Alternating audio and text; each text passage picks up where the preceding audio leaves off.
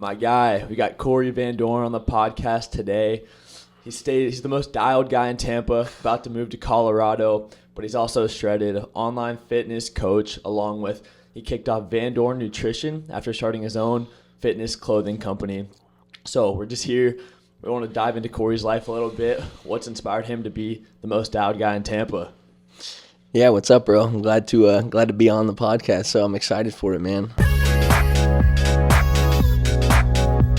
I'm your host, Paul McCarran, and the whole thing with the process, it's the process of me gaining knowledge and gaining wisdom. My guests are going to provide the knowledge and the wisdom, and I'm doing work at the same time to gain knowledge and wisdom. Process of 2 to 3 years down the line, now I'm providing knowledge and wisdom along with the guest. Welcome to Process Podcast. But yeah, dude, I'm ready to rip it. I know these are my last couple days in Tampa. I'm glad we got a lift in the other day. That was fire. And then podcast before I leave, so. Yeah, no, the lift was sweet, and like, I just saw like, kind of how shredded you were, on the videos, and he backs it up, man. He was giving me some tips, kind of doing the rows, and so you kind of told me you've always had the genetics to get into lifting, and you kind of more took it serious lately. So, what kind of inspired you to start lifting, and when did you realize like, man, I can kind of make a living in this, but also kind of inspires others with my physique? Dude, I've been lifting since I can fucking remember, bro. I think I had a pull-up bar in my doorway when I was like 8 or 9 years old or something. So I was always doing pull-ups. Got a weight bench when I was 10. So my brother was 12. I was 10. My dad got us a weight bench, bro. So we've been lifting, doing something, not necessarily like following like an actual program or whatever, but always was doing push-ups. Got all the records for like pull-ups in my elementary school, like to this day. So it's kind of fun. My mom's a teacher, so she'll like every now and then she'll like send a photo of my name, and it's like from like 2005 or something like that, whatever year, 5th or 6th grade. And then I think when I was 13 is when you're like legally allowed to go to a gym, have a membership by yourself at the YMCA. And then, dude, I was riding my bike there every day after 7th, 8th grade or whatever and lift. And then since then, bro, I've lifted basically like every day. Don't miss more than like 2 or 3 days lifting since then. So yeah, that's crazy, dude. A lot of people like, because your physique is crazy, do they say like, oh, you're on steroids like a lot? And like the thing is people don't understand that you can achieve a super cool physique, like super good physique, but it takes a lot of years, especially natural. You got to dial in like your nutrition, you got to dial in your lifts, going intensity. We were talking about that when we were lifting, as the intensity is kind of the key. If you just in there for 30, 45 minutes, have you found that? Like, have you had different phases in your lifting journey where you've been in there for 2 hours versus 30 minutes? Yeah, bro. So, yeah, tons of people are always just like, oh, he's on steroids. Oh, he's taking this, he's taking that. And they just list off like Clen or Winstrol, like just like random fucking steroids that are like make you leaner or more vascular or something. But I actually posted a photo the other day. It was me like when I was like 16 and I had like chest veins and shit. Like veins are going to be genetic. But the fact that I've been lifting for like, 15, 16 years, you would think like if someone lifts for that long, they should be a lot bigger, a lot stronger, but people still like to just be like, oh, steroids, whatever. But no, dude, I used to lift. Like I used to look at like my old lifts. I used to have them in my notes, like when I was like in college and stuff. And I wrestled and played football in college, so I did their workouts and everything too, but I'd still lift on my own. And I'd be doing like 40 sets. So I'd be in the gym for like 2 hours. And I'm sure that's probably what I was doing a lot of the times in high school. But since I actually got into bodybuilding and learned a lot more, like post-college, my lifts are a lot shorter and more intense. Like literally, like I think when we lifted the other day, that was like 3 or 4 exercises, and that's pretty much what I do. Do like 2 or 3 failure sets on each exercise. You're literally in the gym for like lifting for like, if you're not like talking like we were, like a 45 minute lift, get in, get out, and then start fucking eating, bro. You know what I mean? So yeah, that intense. So like, what would be a couple tips to some beginners that might be watching this? It's like for lifting. So intensity, obviously getting your nutrition, hitting your protein goals. What are a couple other like actionable things that someone who maybe hasn't been in the gym much or is just getting in the gym you could give to them? Oh, 100%. So yeah, if someone's like new to the gym, a lot of times people go in there and they try to do like all the exercises. They try to hit an exact number rep or like exact like sets and like, oh, I got to be in between 10 to 12. And then they'll go in there, do their reps, and they'll do it 10 to 12 times and they'll just stop. And they want to make sure that they like pace themselves throughout the workout or whatever. Really, you just need to get in there, do the most important lifts first, go till with intensity in each set and like basically like go till failure. You're not going to progress. Your muscles aren't going to like be stimulated at the maximum level unless you're pushing till intensity, like that full intensity and pushing till failure. Not saying you have to start off the rip till failure. Obviously that's going to be really hard, especially with legs, especially if you're like a newbie. But to get the maximum amount out of it, you go till failure. And obviously there's science where it's like, you want to go, like, you got to have, like, 2 reps in reserve. I don't know. Have you ever heard that before? Like, people say, like, train till 2 reps in reserve. Most people, you can do that. And it's like the science is there, but most people don't know what their 2 reps reserve is. Like, I'll train with people, especially on, like, squats, back squats, and they'll do a set. They'll do, like, 10 reps. And, like, we initially had aimed for, like, 12 or something. But either way, I'm going to push you to, like, failure. And then I'll be like, all right, come on, do, like, 2 more. And then they do 2 more. And then they're like about to rack it. I'm like, oh, do 2 more. And then they get 2 more. I'm still not spotting them. And I'm like, 2 more. And then they get 2 more. They end up doing like 18 reps when they were trying to rack it at like 10 to 12. So it's like, you definitely were going to rack it. That was not 2 reps in reserve. You know what I mean? That was eight reps in reserve. So, yeah, for newbie lifters, don't be afraid to, it's more important to have an intention and be very intentional in the lifts as opposed to like, having the perfect rep range or the perfect exercises in the perfect order. Just go in there and train like with some intensity and then rest. You want to make sure you have that rest time. A lot of times I'll tell people like high intensity training and they get that mixed up with high intensity interval training. Or like if you say like, oh, you want to have a very intense lift, they think like, oh, you do a set, you only rest for 15, 20 seconds, do another set, rest for like, no, that's not what I mean. I mean intensity inside that one set. Rest for as long as you want. The longer resting too long is better than not resting long enough if you're trying to stimulate for muscle growth. So yeah, for sure. I feel like you get those, especially with the legs. I was talking about this yesterday. I was hitting my like hack squats. I'm not gonna lie, like lately on the legs I've been slacking a little bit, but I will say when I've really been going hard on my leg days, you always have those reps in reserve. Like, you have more than you think. I don't know, something about the legs. And so I think the thing with intensity is you'll know when you hit like a very intense workout after that, like what not intense is. Like you start to realize like, okay, I pushed myself today, and like you get done with that workout and you know you put it, you're all in there, versus like I kind of went through the motions. And like showing up is probably the most important, but every day consistency. But I've been at that point where like you can tell between going through the motions and really putting your all into a workout, and that's where the results can be made, I think. Oh no, yeah, 100% right. And yeah, the longer that you do it and the longer that you're training till that like failure aspect with every muscle group, even with legs, the more in tune and the more used to it that you'll get. But yeah, it's like that's gonna be the hardest one is hack squats, back squats till failure. Because yeah, it hurts so bad. You're like straining so hard, it's burning. You're breathing hard. You're like winded, out of breath. But you can still like do another rep. And it's like, how far are you willing to push yourself? And if you do that every time and consistently, then you get used to it, and then you're gonna be able to grow. You'll notice you're gonna get stronger. Your muscles are gonna grow. But yeah, it's the recovery is huge. And one thing that you just said about the consistency, that's huge. A lot of people, they struggle and they just don't stay consistent at all. So that's a massive portion of it as well. I did post something the other day, and the caption was, it's better to be, I think it was like, it's better to be right than it is to be consistent or something like that. So like if you're consistently doing something wrong, you're not making progress. You know what I mean? Like, if you're doing something, it's better to be right than to be consistent. But obviously, you still have to be consistent when you're being right. But if you're going to the gym and you're doing the wrong thing every day, like if you're trying to lose fat or something, and you're not doing what you're supposed to do to lose fat, but you're consistently doing it, then you're good. Like if all you're doing is just like a bunch of cardio and you're eating salad and like not enough protein, and you're not strength training, and you're consistently doing that, trying to lose fat, it's not going to be very beneficial. You got to make sure you're doing the right steps, which are eating enough protein, strength training, walking, counting your calories. You know what I mean? Does that make sense? Yeah, 100%. Like if you're trying to be consistent and grow your legs, but you're not going in there and hitting your legs right, or you're hitting like the wrong muscle group, you're not going to grow them. Yeah. So same thing. If you're going to try to lose fat every day, but you're eating more, you're not checking your calories, but you're like, oh, I'm lifting every day. It's like you're still in a caloric surplus. If you're not doing it right, it's not going to get there. Yeah, so. Just because you're being consistent, you're doing the wrong thing. So you're consistently being wrong it's just, it doesn't work that way. So yeah, okay. So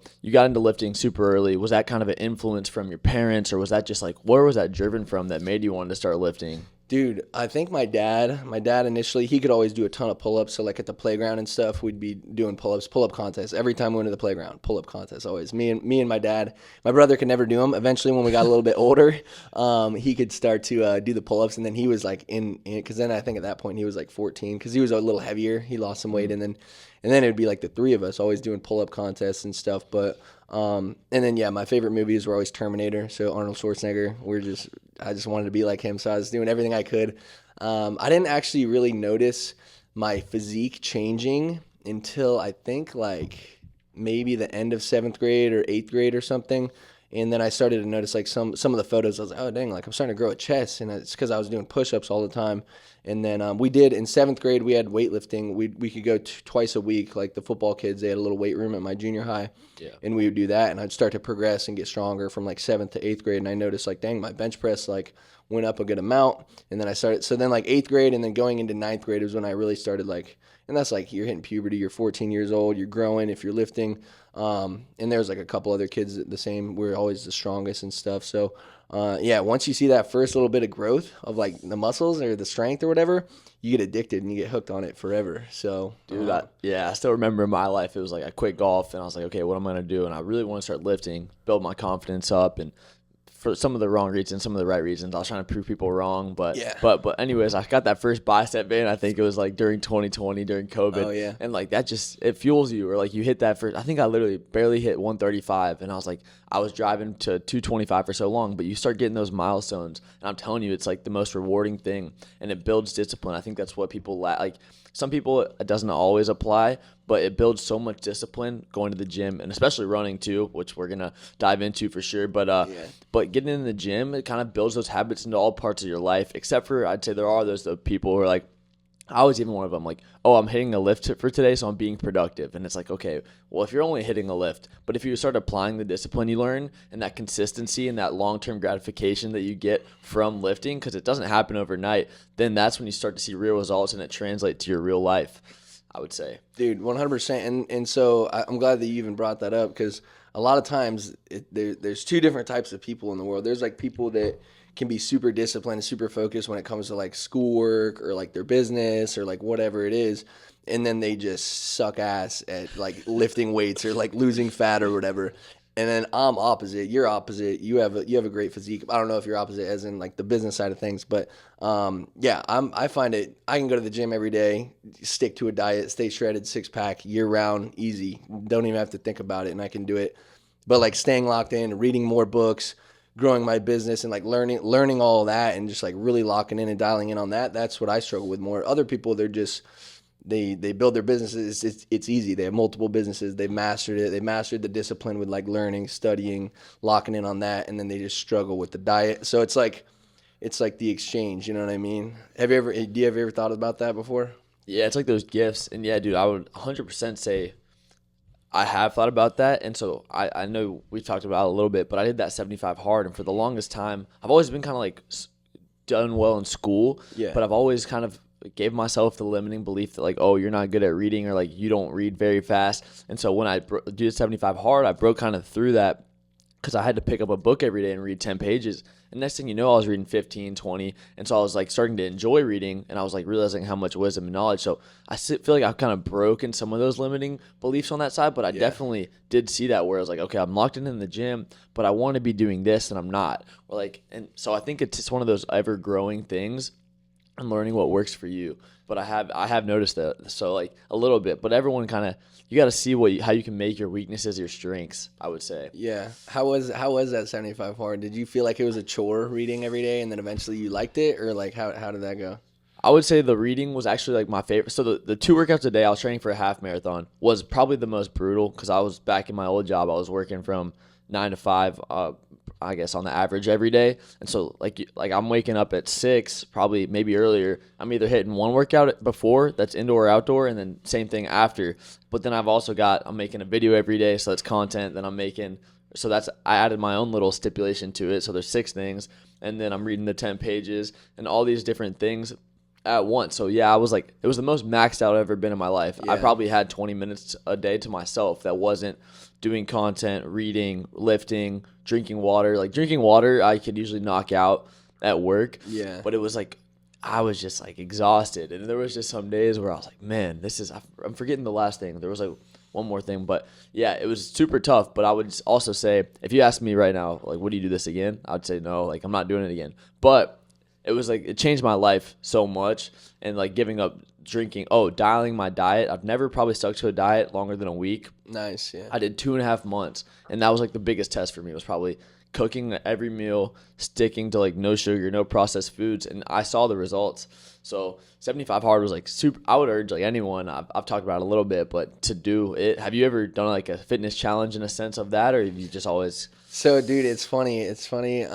Because I saw you were doing 75 hard like as soon as I met you on like Instagram or whatever, or like I saw on your Instagram. I met you at the track meet or whatever, the track run. And then I saw you were doing 75 hard, and I've always been against it, bro. I've been against 75 hard. I've had buddies that they do it. They'll do a diet. They won't drink. They'll do the 75 hard, whatever. And then as soon as they finish the 75 hard, they just like almost like a relapse. They're like, "Oh my God, I'm so glad this is finally done." And then they just party harder than ever. They didn't have any of the things like kind of like stick with them, or at least that's how they've like explained it to me. And then so it's like, dang, that kind of sucks. And it's the same thing as like people trying to do like carnivore, people trying to do like a really strict crazy diet, and they only follow it for like 2 or 3 weeks or like a month, and then they fall off. Or like I even have a lot of people that are close to me in my life where they'll lose a bunch of weight really quick. They'll be like, yeah, I was down 15 pounds in a month, and then I fell off and I gained it back. It's because what you're doing was so unsustainable and so hard.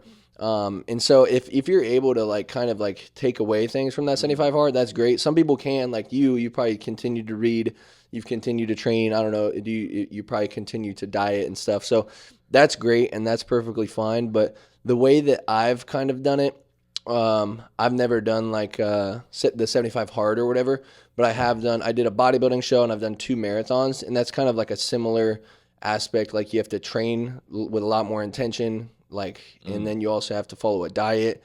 You have to follow it's a large regimen. It's like a build up, and then there's like a final result. It's like an end. It's not necessarily just like the end of a 75 hard, but it's like the end of like that strict training block. You know what I mean? So it kind of correlates over. It's not like as much checking the boxes for like a 75 hard. I'll get into that in a sec, but basically checking those boxes, it's more like, I'm training towards this. I've got my scheduled outline. Like today I might take a rest, which is super nice sometimes, but also tomorrow I might run 2 hours on a long run for this training. Mm-hmm. And so for me, the hardest thing with 75 hard was I couldn't be present with people because I do put such like high expectations, and like I didn't want to fail so bad that like if I was out with friends and I knew I had to go read 10 pages and do a workout, that's all I was thinking about was like, yo, I'm 60 days in. I got to go do this. And I couldn't be present with the people I was in. Not saying that's not like great. Like you don't want that for the rest of your life. But for those 2.5 months, I was willing to give it up. And so part of like, I think what also transformed it for me was I went from Alabama and I was like drinking like probably 3-4 nights a week, and my physique, like that hurts your physique. Like I look back at that transformation picture and I was like, man, I wasn't in very good shape back then. But I didn't realize it back then. I was like, oh yeah, I hit the gym, I'm okay, but I had a lot of excess fat. I wasn't looking healthy. End of the 75 hard, I got more sun. I was outside every day. I was getting like more tan, so I was getting some more sunlight, which is healthy for you. And then I was also just like cutting out sugar, cutting out alcohol, which is pretty much poison to your body. But I mean, nothing against alcohol, but if you're doing it all the time, you're not going to make progress in the gym. And so, yeah, all those things. But the biggest thing was like, once I finished it, I could be present. And I think the one thing I almost struggled with, which isn't usual for me at all, is I never really thought about what I'd eat. Like if I wanted to have like a cookie, I'd have it. But after that strict diet where I felt really good on it, and like I would start to beat myself up like really bad for like probably the next month or two about when I would ever break a cheat meal. Yeah. And I was like, man, this isn't healthy, because I was starting to like eat something and I was just like, I was beating myself up like, yo, you're not like eating healthy, you're not this. It took me like a month or two to let go of that, and now I'm back to like my usual balance, because I love like a good like cookie on like after a meal or whatever. And right now I'm actually doing factor meals. So have you ever that's a meal prep thing. Mm-hmm. But that kind of dives me into, so big in lifting all your life, but now in the last I think year or two, you've went from a 3:21 marathon time to just recently it was 2:56, right? Or was it 2:54? 2:54. 2:54. 2:54 marathon time. So kind of talk me through like going from lifting to running.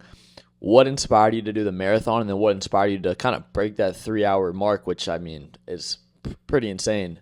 Yeah. So Yeah, my asshole friend wanted me to sign up for a marathon, so I was like, all right, bro, whatever, man. Like, Who was it? Who was my it? buddy Devin Brooks. Shout out Devin Brooks. So no, he's not an asshole. He's my best friend. So he wanted to sign up for a marathon. He ran more than I did, and then he kind of got me into running. It's funny because I just filmed like a 45-minute video like 2 days ago. I'm still editing it, talking about my whole running experience, whole journey, and everything. So. Yeah, dude, That'll be on YouTube. yeah, it'll be All on right. YouTube. Well, Yeah, we're yeah. gonna post this, and Yeah, it'll be on this link. So we'll throw that video up here. Yeah, we'll plug it. We'll plug it. I think it's titled. It's gonna be titled like "How to Run a Sub 3 Marathon" or something like that. But yeah. So he had me sign up for a marathon, and so I started consistently running. I had my little spiffs and stuff like that in like 2020 and then 2022. But I think March of 2023 is when I consistently started running. Did the marathon in November of 2023, my first one. Training was dog crap, bro. It was horrible. I was hurt like half the time. I kept like pulling, injuring myself or whatever. I think my peak mileage, the most I ran in a week was 30 miles leading up to like the marathon. Oh, so you weren't quite like that's pretty low. Yeah, right? yeah, it was pretty low. Yeah, I wasn't really dialed in. I thought I was dialed in at the time. I was like, yeah, I've been running it because it was the most I've ever ran in my life, like consistently. But I never like really learned. I was getting helped out by one buddy, but not anything super specific. I didn't run with anyone in person ever. I always ran all my runs by myself. Did my marathon or whatever. I pretty much hung up the shoes. I didn't run a single time for like 6 weeks. And then I went to a run club. And then I was like, oh, it's kind of cool. I'll start running again. Talked to some people like Tyler and Travis and like learned like from them like what easy running was. I used to never do easy runs. Every run I did it as hard as I could. And I even went to the first like off balance run club and I thought it was a race. So I fucking raced that shit. And I was like, I just dusted these kids, bro. And I was like, looked like such a douchebag probably, bro. But I didn't know that was the vibe. But, and then I Yeah, and learned, everyone was just kind of chilling, chatting, Bro, and and I was like, booking you're it. like, see y'all later, Yeah, looking yeah. in the bag. Bro, dead ass, dude. But I learned what easy miles were. So like basically you just need to get like time on your feet, and that's like huge, just so your muscles and your joints can kind of just like adapt. I used to think like if you're in the gym, you're just going through the motions, doing an easy lift, or you're doing a wrestling practice and you're trying to increase your fitness, you're just going easy, you're not going to get better. So I thought the same thing with running. I was wrong. I was very wrong. So once I incorporated like easy miles, whatever, and a little bit of speed work, like once or twice a week. And I had a buddy that wanted to do the Charlotte half marathon, and so I was like, all right, cool. I'll do the full marathon. I'll fly up and visit you because he lives there. And then we got one other buddy to do the half as well. So I did the full. My two buddies, Ryan and Quentin, they did the half. I did a full training block for that. Pretty much stayed healthy the entire time. Got up to like 6 weeks, I was over 50 miles per week. In 2 weeks, I was over 60 miles per week, like training, like running 5 to 6 days a week. The previous marathon, I was running like 2 to 3 times a week because I was like hurt half the time or whatever. And yeah, ended up running, and there was a shit ton of hills too. It was like over 1,000 feet elevation gain. I didn't train any hills because I live in Florida. Yeah. And yeah, ended up pulling through.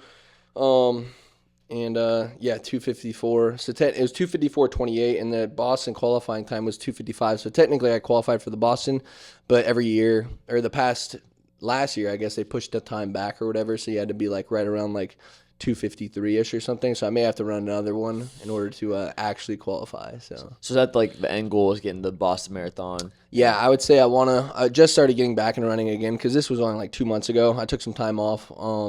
I've been running like 5 to 10 miles a week recently, but want to amp it up a little bit. And yeah, that'd be cool to run like a 2. I think I could run a sub 250. I think that'd be sweet. But yeah, the whole muscle thing, that's a whole nother challenge, is like not losing the muscle.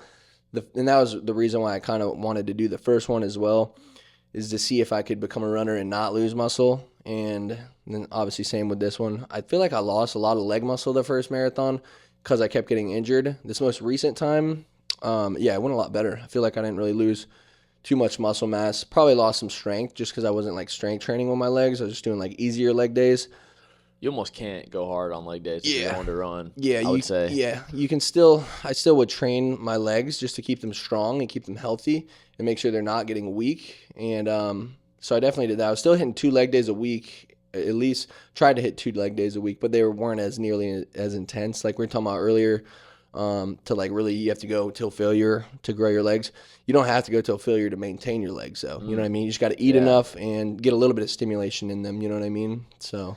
Yeah, that's one of the coolest things. Like Alex Hormozy always talks about is different seasons, and I know this is like a running versus like lifting season, or like even just like different muscle groups. But so like it takes a lot more to like grow or like grow in something or succeed in something than it does just to maintain it. So he talks about, you know, giving your 10 out of 10 effort to like the thing you're trying to grow in, and giving your 1 out of 10 effort to the thing you're just trying to maintain, because that takes a lot less effort. So that's cool. But what I like what you just mentioned a lot is like, you know, you've been lifting for 12, 13, 14, 15 years, but then you get into running and you were able to like actually be humble enough to realize, hey, I didn't know all this. So when you meet the guys at the run club that could actually kind of maybe direct you in a way that you never even knew, you're open to that, and that like allowed you to grow. Because a lot of people are going to be in fitness and kind of have that ego. A lot like ego prevents people from like so much greatness and achieving greatness, and you were able to just put that down and realize like, yeah, I don't know everything about running. I don't know, this last marathon didn't go too well. I was getting injured. Like what am I missing? So you were able to rely on others for that. So kind of speaking to that, how can people put down their egos, especially when they've been in maybe kind of the same industry or somewhat of the same industry or fitness kind of realm all their lives? Dude, yeah, the being humble, that's the number one thing you always got to be. Always be humble, always ask questions. Like sometimes I won't like play dumb, but like basically like be a dumb person. Act like you don't know not act like you don't know anything, but like you don't know anything. So like don't be afraid to look like don't be afraid to look like you're dumb. Like that's what I did. I told people straight up, I'm like, dude, yeah, my last marathon training was terrible. Like what should I do? How should I do this? I would specifically go out of my way to go on these runs. Or like this morning I was going to go train with Travis or film him and stuff, because I can talk to him too. It's like you lift with someone or you run with someone. That's like you get to spend time with them and pick their brain, learn about what they're doing, ask them questions. It's like you get value out of that. It's not necessarily like a lot of people, they don't really think on that level. They think like back in college or whatever, or like just like friends in high school. You're friends. You're like associated with each other because you're like doing the same class or whatever. You live together, so you talk and you just hang out. But nowadays, as an adult, you can go and hang out with someone because like, oh shit, dude, like he's smart. Like I learn a lot from him. He makes me better. He motivates me. He inspires me. And that's like kind of some of the things that you got to do. Go out there, ask him questions. Don't just try to be like macho and figure it out on your own or whatever. You can find so much shit on the internet and it's all wrong or it's just unorganized. If you can learn it's not from someone you like really resonate with. Because if like me and you, like, we don't know each other super well, but we also went and got that lift last week. We had like a hour and 30-minute combo just right there, and a bunch of this like stuff was just going around, and just cool conversation like that. But yeah, sorry. Exactly, bro. Like just going on in lifts like that. Like I lifted with my buddy Tim yesterday. I haven't seen him in like 6 months, and I haven't had any like one-on-one time with him in like years, because whenever I do see him, it's like at a gathering or group event or something. So I lifted with him, and yeah, we probably lifted for a total of 1 hour. We were there for 3 hours. You know what I mean? Same thing with me and you. Like we were there for a couple hours. We really only lifted for like 40 minutes. You know what I mean? We were talking, learning about each other, getting value from each other, whatever, kind of just like picking each other's brains. And that's what it's all about, man. Like a lot of people, they just don't do that, or they're too humble, or they're not humble enough to ask the questions, bro. So you just got to ask the questions, man. Yeah, that was like I've talked about it a little bit, but that was the biggest thing for me that prevented me growing, was thinking I knew more than I did. I was like, oh, I know this, but now I've like realized I know nothing. Like literally not in like a sense of that I'm not like smart or that I don't have skills, but it's like I do have a few and I can recognize my strengths, but realizing that there's so much knowledge out there. There's like, especially in books, especially from other people, especially from different perspectives, because there might be like something that you never thought of, and you see something in a different perspective or in a new light that changes the whole way you approach something. So yeah, that's like, we talked about it, and I think you posted the clip of me, but just trying to make intention to be with people, because at the end of the day, it's like,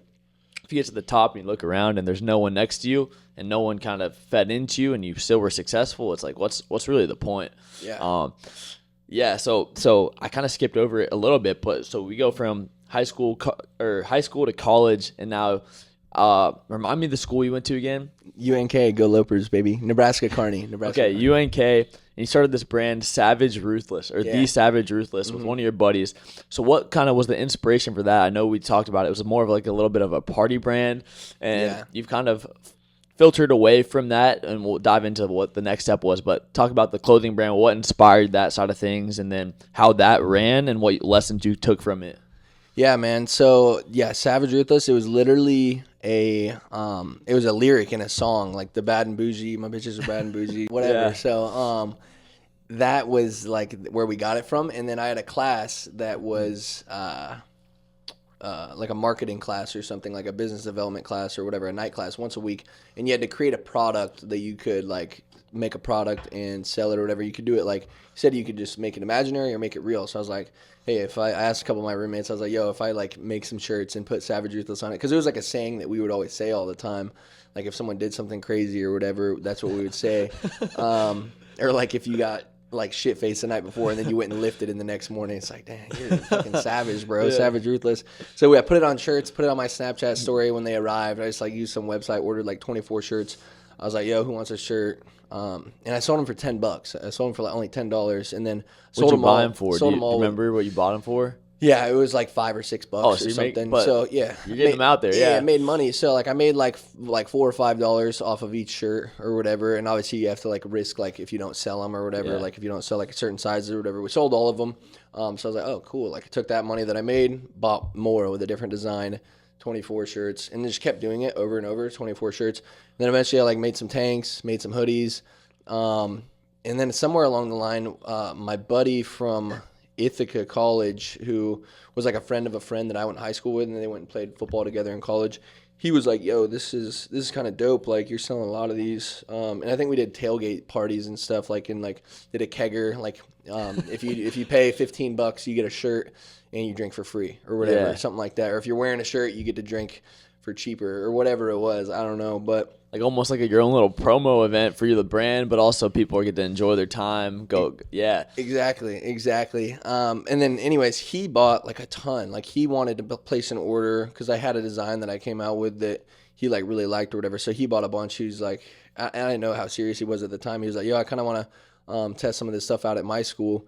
Little did I know, he ended up spending he sent me like $2,000. He Venmoed me like $2,000. And then I sent like 100 or however many, 200 hoodies and shirts to him. And then within like a month, he like needed more. And then like wow. he just started. So this guy was like selling them. He was selling a shit ton of them. Yeah. And then he did like an event at his college. And mind you, I met this kid once in person like years prior, but I hadn't seen him since like he started buying stuff. And then he did like some events at like the local bars. And then I was like, you know what, I should do like some events at the local bars. So then I started doing those in my little small town in Kearney, Nebraska. I started like renting out like a bar on Thursday nights, and like we called it Savage Ruthless Night. And then we were doing that every single Thursday.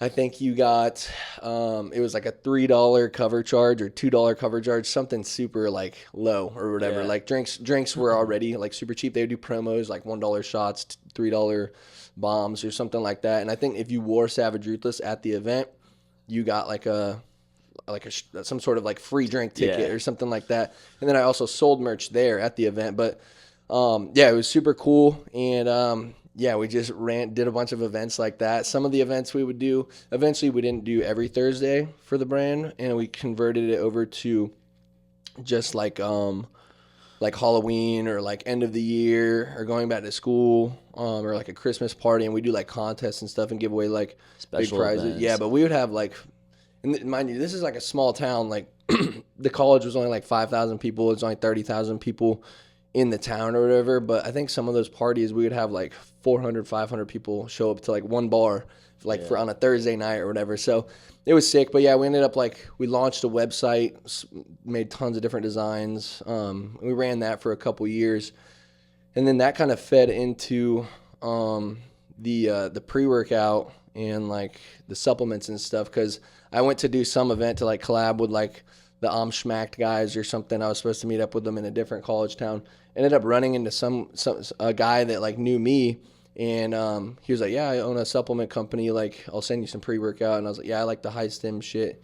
And so he sent me like their pre-workout. I tried it out, and I was like, yo, like how could I get into like making my own pre-workout? And he was like, told me it's like a big process or whatever, it's like a big investment. I was like, oh, I'm kind of broke, whatever. But he was like, if you want, you can like buy some of this at wholesale and sell it. So I started doing that. And then eventually we collabed and did like a flavor called Savage Slushy. And it was like a collab between the brands. Oh, dang. Because I already had like a market for like people that work out and people that party with the Savage Ruthless brand. Yeah. And that pre-workout was called Reckoning.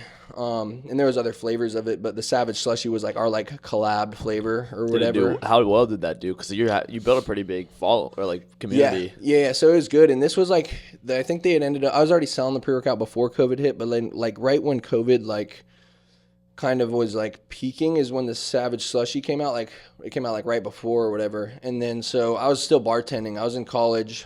I was bartending at a Buffalo Wild Wings. And then I was telling you this the other day. And then I moved to Florida. I was still doing my master's degree or whatever. And then I was just bartending at the Florida Buffalo Wild Wings instead of the one up in Nebraska. And then when COVID shut everything down in March, the restaurants were closed or whatever for like a month or something. And then I was just making money just through selling Savage Ruthless, selling the pre-workout. And then I was door dashing for like a month. And then I think I was technically homeless at that point too. I was paying rent in my old house in Nebraska, but I had already moved away. Rent there was only like $300 a month or whatever, super cheap. And then I was living with my brother for like a month or whatever, because I was like staying with my buddy's uncle. And then just COVID hit. Like he went back to Arizona, I went back up to Jacksonville. I was staying with my brother for like a month until me and my buddy Luke could find a place to live in Fort Lauderdale. And then I DoorDashed for a month, was selling the subs, selling the shirts and stuff, hoodies, whatever, Savage Ruthless. And then my car got stolen, so then I had no car. Like the day that I moved into my new apartment. Wait, your car? Someone just like DoorDashing, bro? I was DoorDashing. So the day that I got a home, I didn't have a place to live for a month.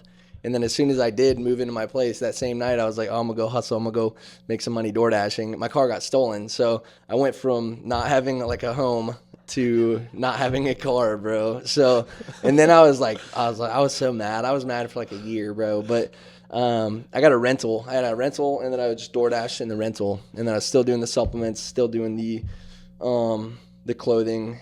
And then like once the rental like expired or whatever, the 1 month, I had no car. I was like, I'm not about to buy a car. Like I don't even have like a job.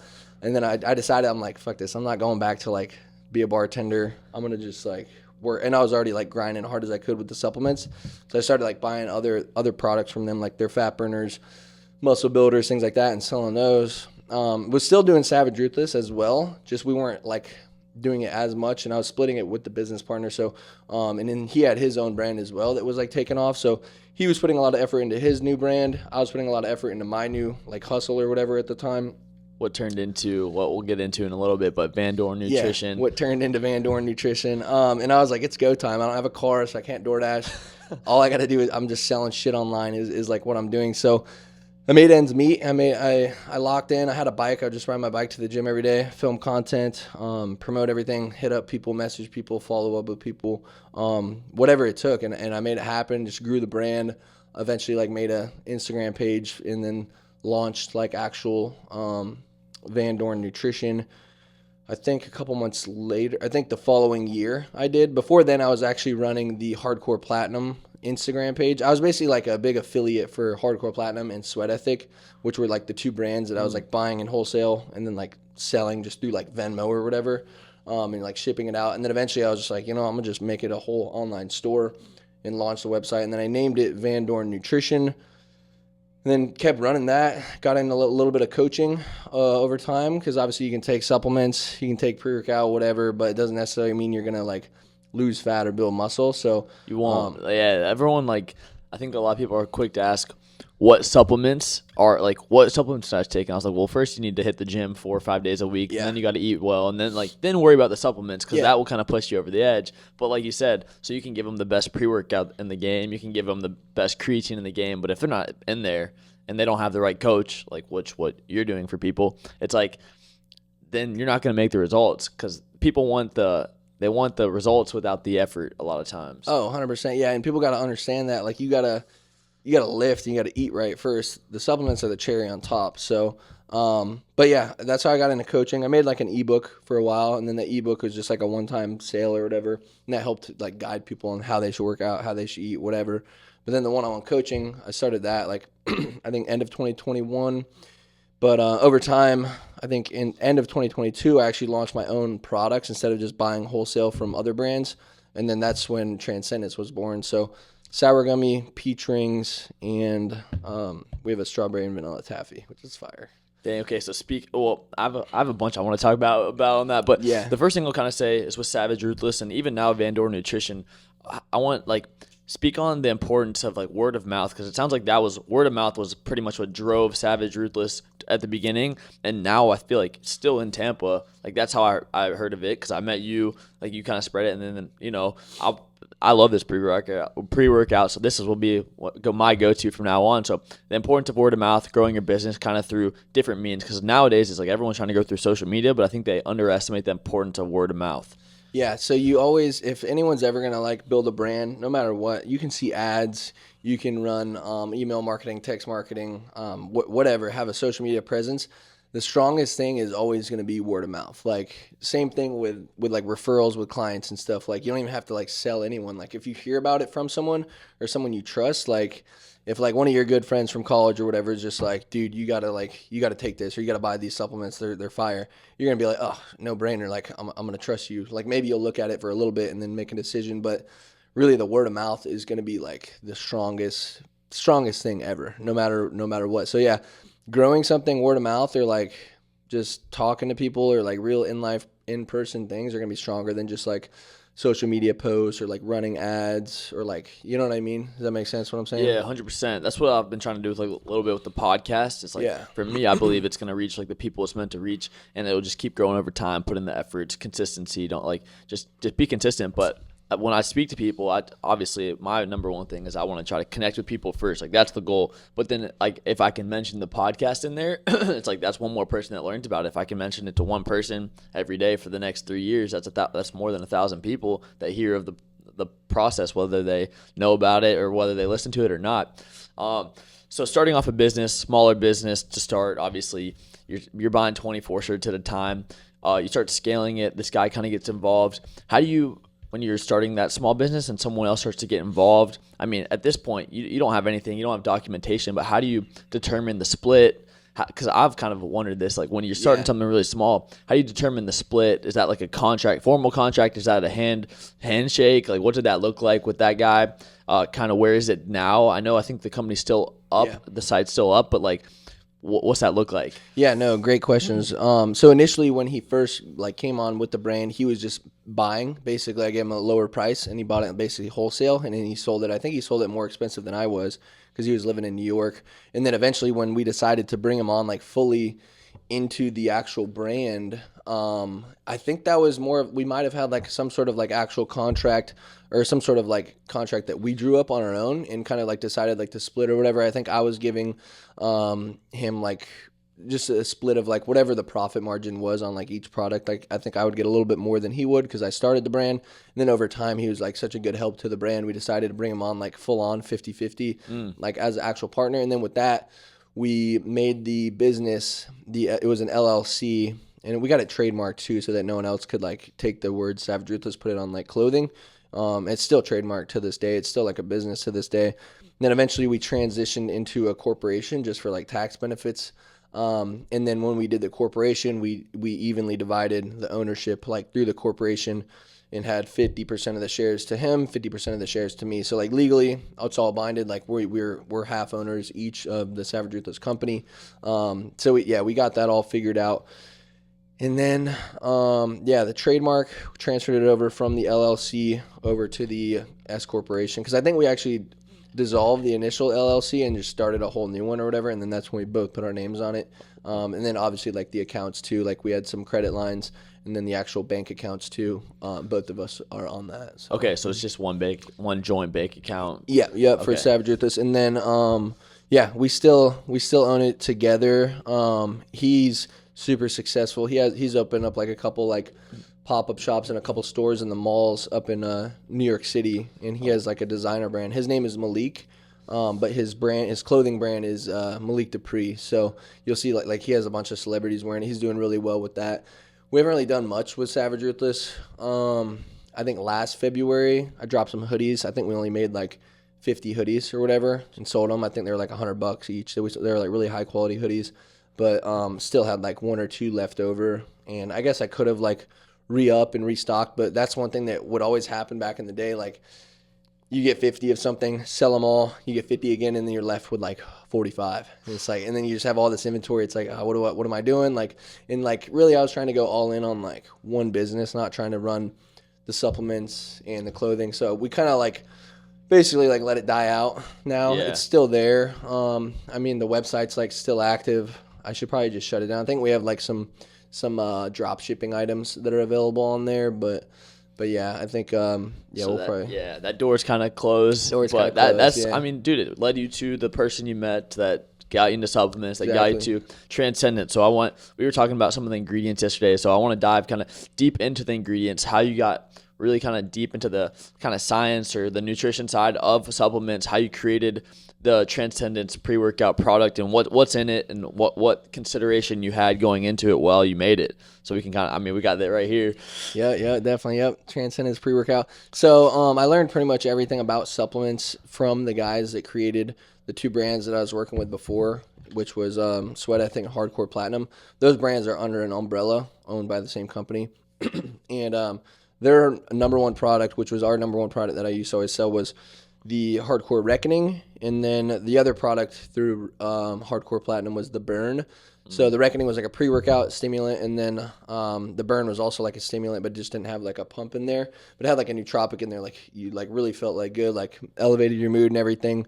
And so what I wanted to do was, I believe it was kind of like a combination of, I wanted it to be like the Burn and like one of the pre-workouts. It was either the Reckoning or the XL Reckoning original formula, because those formulas had to change over time because ingredients will get like banned by the FDA, or not FDA, just banned by like WADA or something like that. Like Just can't be sold in the US. Yeah, exactly. And so I wanted it to be like, and what I would always do is I would do like a scoop of like the pump and like a Burn, and it was like a combination. So you get like a really good pump, and then but you'd also like feel really good and be dialed in. So when I was formulating this product, the guy that owns Sweat Ethic and Hardcore Platinum, his name is Brent. He helped me formulate the product. I kind of told him, I was like, I wanted to be similar to the Reckoning, but I wanted to be like, because I couldn't use like the original formula, because that original formula is like no longer there. It was the DMHA is the name of the ingredient. There was like a stimulant in there. So we couldn't use that, but I wanted to add like some other nootropics in there to really like dial you in and give you like the focus, but I also wanted like a really crazy pump. So we came together, put this formula together. This isn't even the original formula. We had to change it since because all the regulations and stuff. So the ingredient is, and it's weird. So the two ingredients that were in there that made it get changed are the Iria Durensis, which is like a stimulant and just helps with like energy, helps with like focus, really dials you in. And then the nitrosogene, which the nitrosogene is like, yeah, it's really becoming really popular. It was a really expensive ingredient too. But the guys that trademarked nitrosogene, it's basically just like a pump, like a couple like grams of nitrosogene equal like a ton of like citrulline malate, which citrulline malate or citrulline in general is like the pump ingredients. It's like the best pump ingredient you can use. The guys that trademarked that, they said anyone that has nitrosogene in their formula, you can no longer have Iria Durensis. So then I had to pick or choose, like, do I want the nitrosogene or do I want the Iria? And I chose the Iria. And a lot of my like retail stores that I'm in, they were like, good choice. Like, I'm glad you kept that. So I was like, yeah, you got to keep that in there, because that's like one of the main like feel good stimulants, dials you in, that's in the Transcendence. So we replaced the nitrosogene with the betaine anhydrous, which is just like for like nitric oxide, blood flow, pump. But the rest of the ingredients, we just got a couple other like basically just like energy formulas, nootropics in there. Still got the citrulline malate. But yeah, and then obviously like an uptake matrix with like the estrogen and stuff. But that's like beta-alanine. You got the beta-alanine. The beta-alanine's a given. You got to have that. So yeah, 3.2. I believe it's 3.2 or is it 3.5? I think it's 3.2, yeah, right? 3.2 per serving. But dude, I love, like we talked about the other day, but how you have like the big brands, not like generic brands, but every product in here, it's like the specific like bigger name brands. So it's like you got the best stuff in here, and I think that's one of the biggest things. Like whether it come to content, whether it come to a brand you're putting out, is like putting out the best you can, because you're not gonna put out like you put out the best pre-workout that you know is going to give someone the pump, and like you're standing by it. And I like tried it and I love it. So putting out that best product, whereas a lot of people I think in this day and age are just going to put out something to try to make money. And I think the key is like being passionate about something and knowing that, like, believing fully in the product you're selling. Bro, I'm glad you point that out, bro. I think I literally made a video on that the other day. People will, a lot of supplement companies out there, they're literally just advertising agencies or marketing agencies, and then they just chose supplements as their product. You know what I mean? Like, you can run ads, you can run campaigns, you can do anything and sell anything on the internet, whatever. As long as you have good marketing, good advertising, you can pick any product to sell, like whatever it is. If you're selling microphones, you're selling pre-workout, you're selling fish tanks. If you have good enough marketing, you can fucking sell anything, bro. So, and we're opposite. We focus on the product first, the customer first, the customer's fitness journey. That's really what we want. And then the advertising and marketing comes second to us. We're not an advertising company first. You know what I mean? Like, there's literally people out there that they will say like, oh, I know how to do ads. I know how to do this. It's like, well, let me instead of like running ads for other businesses, let me just run a business with my ads. So they're ads first, product second. I don't think that's beneficial. You know what I mean? I'd rather it be you're in love with the process of making the best products and services possible, and then you find the avenue of like advertising and reaching your market. You know what I mean? And that's what we are. We're a brand first before an ad agency. You know what I'm saying? Yeah, and you're building that loyal community, because like if you get the ads out, you sell your product, but then they try the product and maybe they use the pre-workout for a month, or maybe they don't even like it. No, you made those sales and it looks good for what, a month, 2 months, 3 months, every time those ads reach those people. But at the end of the day, you don't build a loyal following, and those people who, at the end of the day, I think probably the best thing, I don't want to speak for you, but as like a nutrition, like a supplement company and like a nutrition company owner, and you have some merch as well, which I'm repping right now. The Stay Dialed is super comfy. It's comfort colors. But the thing is, like, you want to meet people in the gym who are like, man, I love your pre-workout, or maybe you just see the pre-workout and they really stand by that. Not, oh, our sales are this X amount, you know. Yeah. Like, you probably don't. I mean, obviously, money makes the world go round, and you make money in return. But by providing the best product, actually changing people's experiences in the gym, that's, I think, what, as a business owner, especially nutrition business owner, yeah, that's what you're looking to do. Yeah, in general, yeah. I'm trying to build a culture, build a community, build an actual brand. That's what I'm in it for. I'm not in it to get rich or whatever. I mean, a lot of people, you'll see what their motives are for a lot of things. They'll go do day trading, or they'll go do something where it's like they don't have to communicate with people, or it doesn't matter like if they have a following or whatever it is. There's a lot of ways to make money. You can just go get a 9 to 5, or like do something like some other like hustle, sales, some other real estate, something exactly. Yeah. And that's perfectly fine. Some people, they crush it. They're great in sales or whatever. And their main motive is making money. And like, yeah, that's the people that make a ton of money in sales, their motive is money. It's not like, oh, like I do this because I'm so passionate about helping these people get better life insurance. They're doing it because they're passionate about making money so they can live a certain lifestyle. Yeah, kudos to them. That's perfectly fine. But I'm doing it for another reason. Obviously, yeah, it's great if we make more money, but all the money that I make from the company, I'm not like cashing it out, like spending it on a ton of stuff. Like, I barely pay myself anything for this, basically just enough to pay Tampa's ridiculous rent. We were just talking about this, but yeah. Basically to just pay that. And yeah, it's not like I'm buying anything fancy. Like I said, bro, the first 2 months of running Van Dorn Nutrition, or the first 2 years of running Van Dorn Nutrition, I didn't have a car, bro. I didn't have a car at all. Rode my bike to the gym every day. I'd walk to the post office to deliver all the packages. Mind you, it was right across just like a bridge or whatever. It was like maybe like a quarter-mile walk or whatever. But still, yeah, I was like, yeah, doing the absolute minimum when it comes to like living a lavish lifestyle. Definitely wasn't doing that. Putting everything back into developing, getting enough inventory to sell, sending out sponsorship packages to athletes or whatever, sending out free tubs to people, free tubs to stores to try, developing and launching my own actual product, a lot of different things, doing affiliate retreats and stuff, like renting out Airbnbs, flying people out, whatever it may be, going to events, putting as much money back into the brand as possible, you know what I mean? So yeah, and I think people don't underestimate that. When I had Shane on here, we talked about how he literally pays himself like the minimum to get by, but he doesn't live this lavish lifestyle. Every single dollar goes back in, and that's what it takes. And I think those expenses add up, and it's expensive to reinvest, and like eventually it will pay off, and like all those kind of investments start to stack, and then you start growing your margins, keep selling more, and then it does come to fruition that you start to like live, like you make some profit on that you can go and spend on a little bit of stuff. But it is living a little bit more humbly to grow that business and really trust and invest in yourself and invest in your company. So that's the biggest thing. And I would say for me, I can really relate to that because especially in Tampa, you see a lot of people who, one, either are buying stuff they can't afford, or two, like they're kind of driven more by the money. But I think like with the process, with the podcast, my thing is I really just want to like influence people's lives.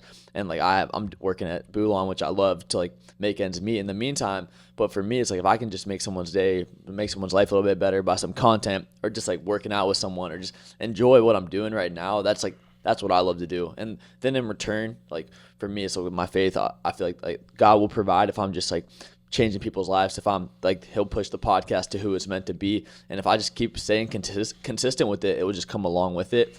Who knows what doors might open. But yeah, doing it for the right reasons, man. Like I can tell, especially with the coaching, with the nutrition, you just want to like really move in the fitness community and just people's lives. So, dude, 100%. And I think you're doing the best thing possible right now where you're at in the situation in Tampa, meeting up with people, linking up with people, especially if you're like growing your own personal brand. Eventually you can launch it into like whatever kind of business or however you want to like take as far as the revenues, like from the podcast, or if you launch a brand and then the podcast is like the main like show that it's on, however you want to take that revenue. I think you're doing it the best way possible. I locked in, and I know this from like experience. When I was in Fort Lauderdale for the 2 years, when I didn't have a car, that's where I lived, I didn't do anything. I did everything online, built a lot of my brand just like through social media, online, and like it was still like real connections with people because I knew a lot of the people before, or it was word of mouth and they connected with me, still communicated with them. But then when I moved to Tampa, I kind of did the same thing for a year, and then I started going to those run clubs, and then I started like lifting with different people and like reaching out and like kind of like having that in-person interaction. And we may have even talked about that. Like you lose your people skills, like if you don't hang out with people and talk to them in person. Yeah, and that's huge too, because you can make such a big connection by actually being with someone in real life, in flesh, and talking to them about it. And you're going to learn a lot from them. You're going to make like lifelong connections and friendships, or just like business partnerships, whatever it is, dude. Yeah, it's just going to, and like you said, like God's going to put that out there for me if you just keep being consistent. Yeah, you're going to meet the right person. It doesn't mean that you're going to meet like, doesn't necessarily mean you're going to meet like a business investor who's going to like change your life or give you a job, but like you could meet someone that can teach you how to do something, and then that leads to meeting the person. Says one thing, like one thing in this conversation could or like it resonates, spark something for the next thing. But yeah, exactly, bro. You talked about like, so you went into COVID and you started making content, and so we might have to cut this into 2 episodes, who knows? But yeah, you started making content, and you were now inside and you were talking to the camera a lot, but you're like, I started to lose my people skills. And so I want you to kind of dive into that experience when you started building those connections at run clubs in Tampa, and now like getting yourself more out there. And then I really want to dive into the content side of things and like virality in a sense, and like how that can influence your business, because we talked on it briefly, but what goes into making content, how it really is a long-term game. And at the end of the day, you could be posting the same content 1 month to the next, and all these videos go viral and all of them do well, versus the next month none of them do well and they're not getting pushed to anyone. How to navigate that? Yeah. So to touch on, I'm gonna try not to miss anything you said because you just said a lot, but yeah, to touch on it, people skills. I had a lot of people skills, like at Buffalo Wild Wings, like serving there for like 5 years, bartending, serving, whatever. I could talk to anyone, easy flowing, easy going conversation. And then I stopped working there, locked myself in my room for a year, didn't do a year, over a year, didn't even do any sales calls or anything. Like when I say sales calls, I mean like for like potential clients, because I wasn't coaching yet. So, and I would just like, I was basically like on winter arc mode, like for a whole year, just hood on, headphones, and didn't talk to anyone at the gym or whatever. And I would literally I'd make content and stuff. I wasn't even really talkative on the camera at that point either. And then when I started doing sales calls, I was just like so nervous. I was heated. I wasn't heated. I was I'd get hot. I'd get sweaty, and I was like nervous talking to people, and just like it wasn't like a super easy flowing convo. It might have sounded super easy flowing, but for me on the other end, like I was like not relaxed. You know what I mean? And then got really good at like talking to people on the phone, and it was a lot easier. especially when I had some videos going viral and I had applications coming through all the time. But then that still didn't correlate over fully to in-person conversations. Like when I went to run clubs or met people at the gym or like told them about my pre-workout at the gym, and I'd like be talking to someone or someone would be like, hey, how's it going? Like, how's your day? And it's like I would talk to them and it'd be like, I don't know if I was just like hyped up on pre-workout and just wasn't easy, but then it only took like a week or two to get back into the flow of like feeling comfortable, like having conversations. But yeah, it's really like a thing, like your people skills. If you don't use it, you kind of lose it. You know what I mean? So that's the answer to that question. And like as far as like in-person interactions, and then the virality of things and relying on social media, that's tough too, because I was like, for the first couple years of business, like when I was like pushing supplements and stuff, I didn't have anything viral. Maybe I had like 5,000 followers, and it was all 4,000 or 5,000 followers on Instagram. And then my TikTok and Instagram started like going viral in like September or August timeframe of 2021. And then it was like basically for one whole year, like everything I posted had like 50,000 to like 10 million views. Like everything was getting a ton of views, ton of reach. So it was kind of easy. I was getting a lot of new customers, getting a lot of like clients, and like everything I posted, it basically like it was spreading like wildflower. And then eventually TikTok slowed down. I didn't know if I was like shadow banned or whatever, if that's even like a thing anymore. And then eventually Instagram slowed down too. And I was like, dang, what happened? Like, is it because I'm not as lean anymore? Because I was lean for like a year, and then I kind of like, I don't know if I like got less lean or whatever it was, or maybe I was posting old content. Or maybe the algorithm changed. I really didn't know. Super frustrating, because then like obviously less social media reach, less sales. It wasn't a direct hit on like how many followers and how much reach you have, and then like money coming in or whatever for like the business. But it was like it kind of correlated, and it was kind of just like frustrating. You know what I mean? It's like I posted this same video a year ago, and it gets 1 million views, and I post a video that's basically the same thing. It would have got 1 million views last year, but now it's getting like 100 views. So it's like, what's happening? Like, I don't really understand the algorithm, but I still don't understand it. So moving forward with that, I still don't know what it is, but that's just how it is. I don't know if the algorithm is mainly to help people grow initially, like from that 5,000, and then you grow for however long. And some people, they get up to 1 million. Some people, they get up to like 80K. Mine went up to like 30K or something like that, and then it kind of like went down for a while, went back up a little bit. But yeah, dude, it hasn't been like that since like 2022. So it's a game. Yeah, it's like, well, one, yeah, definitely. Maybe it's not direct, but it's organic marketing in a sense, especially if you're posting like your coaching, especially if you're posting your supplements. So in a sense, yeah, like the more eyes you reach, maybe not followers correlated, but the more eyes you reach, it's more market awareness, and you're gonna in turn get more sales probably, and more applications. Maybe they're not all like qualifying applicants, but you do in turn get that. But I think it's really tough, especially the comparison thing, like comparing to others, which I've like been able to just kind of remove myself like from comparing others. But when you do have stuff that's going viral for a while, and then you're posting the same content, you start to really like, oh, is it because I'm not as lean? Is it because I'm not posting like these captions? And it's all these like small nitpicky things you start to look at, and you're like, it's probably, well, at the end of the day, it probably isn't any of that. It's like AI is looking at your content, or now they're not pushing you. You're like not in the burner. Well, like they'll say burner, like your content's not getting pushed as much. But it's like it's hard, because it's one of those things where you almost could start beating yourself up if you don't just be like, oh, this is just how it is. No, that's super cool. And so I kind of want to end off with a couple questions I like to ask on this podcast. So the first one is like, it's relatable. I like to open up into like, what is the hardest thing that someone's gone through, like the most adversity kind of in your life, if you're comfortable sharing about it, because I feel like if people can kind of hear about the adversity you've overcome and how you've been able to flip that in a positive way.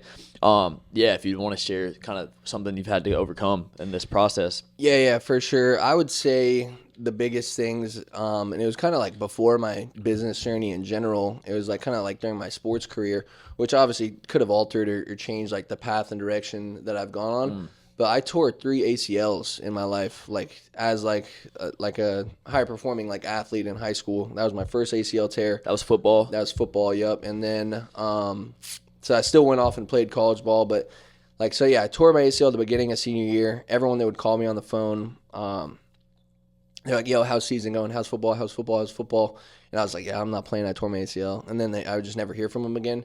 And then I went undefeated in wrestling my junior year. I was ranked like 15th in the country. And then didn't even wrestle my senior year because I had ACL surgery.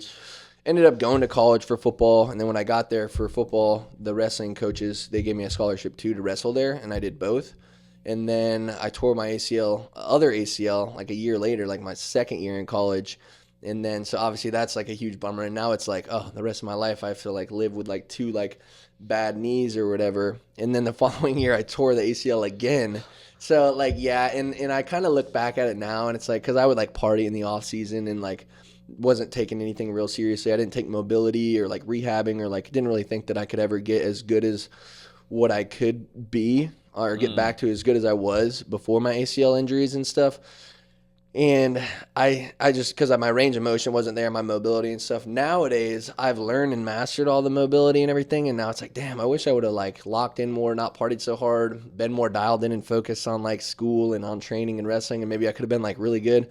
But either way, I mean, works out just how it's supposed to. Yeah, it works out how it does. So I do miss wrestling a lot and stuff like that. But yeah, just getting through those battles of like tearing an ACL and thinking like the world is over or whatever. Because even if I did like lock in a little bit more during college and I was more successful in wrestling, probably wouldn't be in too different of a spot right now than where I'm at. I just learned how to lock in and dial in and focus on everything more post-college once I stopped partying. So I'd say that that's probably like one of the biggest adversities that I've like kind of faced, other than like super frustrating like business losses and stuff, but nothing too detrimental there. No, and like I think torn ACLs can be one of the toughest things. I mean, I've never torn one, knock on wood, but like my sister tore ACL and she was playing volleyball, went to play college volleyball. She ended up going and doing it, but one is like that's 3 10-month periods of your life where you can't walk, where like things that are just normal for other people, you're not able to put on your sock on that left foot or whatever, right foot, both feet, I guess. But it's like that's super tough, and overcoming that, and I think it's kind of inspiring because you go from overcoming that to now, you know, running marathons and 254 and still training and still doing like speed work, agility. So I think I appreciate you sharing that because it can be tough, and I think everyone has those adversities, and to see what you're doing now, like how you're still athletic, you're really prioritizing the mobility, because we even hit a little bit mobility before I left last week.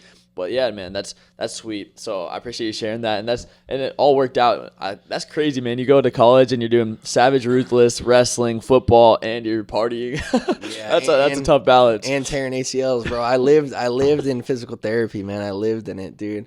But no, I've like had recently. I've been wanting to almost get into that as like a niche for like training and stuff. Is like I tore 3 ACLs and I ran a 254 marathon. You can too. I made one or 2 videos about it. They did pretty well, but maybe I can always go that direction too, because that's like a really like defined niche. A lot of people tear their ACLs, but it's not like everyone tears their ACLs. Like just like everyone wants to get in shape, right? It's like a smaller niche, and like I've been there and experienced it. So that is something that talking about it with you on here, it makes me like kind of want to do it a little bit more, put out some more content like that, you know? Well, because that can be something that if someone tears their ACL, they're 6-8 months in, and all they want to do is lift, and all they want to do is run. It's like you could be that person to like guide them that way, because you've done it three times now. And they'll resonate more with me than resonate with someone who hasn't torn their ACL. You know what I mean? You don't get it, whatever. Like you don't get that. Like my knee hurts every day. I got the knee pain, and it's like you can't tell that to me because I'll tell you how to fix it because I've been there too. I've experienced it. So yeah, I should dial in on that a little. Yeah, that's sweet. So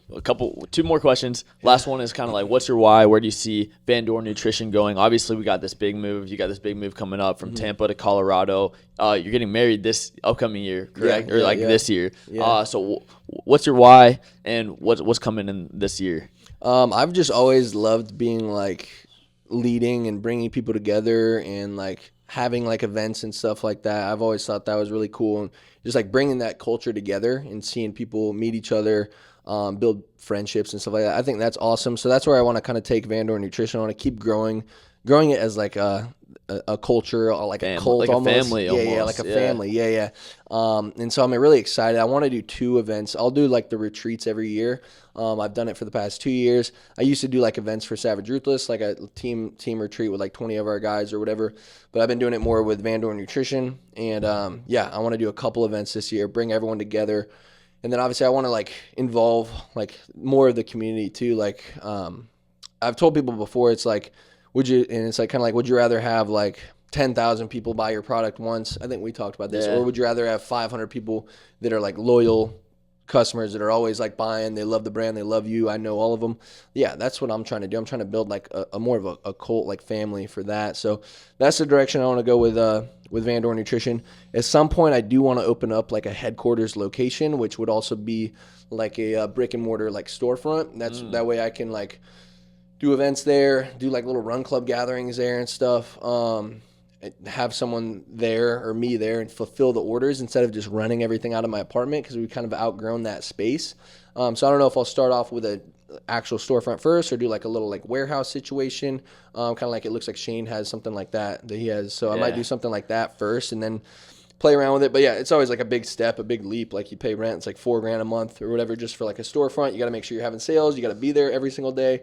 So, and then I'm moving to Colorado in like a month. And so, yeah, I want to move there. I need to build my market up there, like kind of meet people, see what's going on, see where I want to put up a store if I put up a store. And then I'd really have to make that sacrifice when I'm ready to open that store and be in the store every single day. And like obviously Colorado, you want to go snowboarding, you want to go skiing, you want to go hiking and stuff.